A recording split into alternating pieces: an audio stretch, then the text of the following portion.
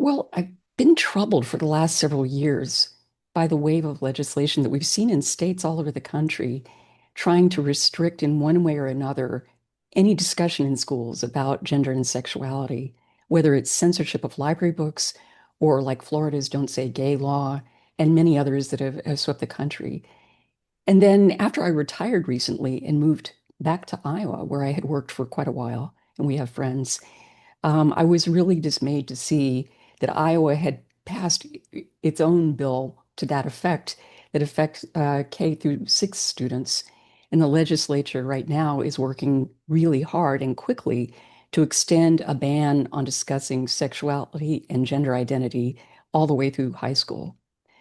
So it's with us, it's urgent.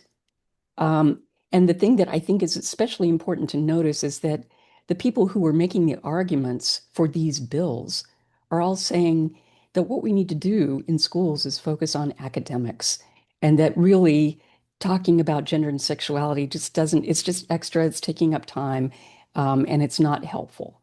So I think the thing is that over the past few decades, when I've been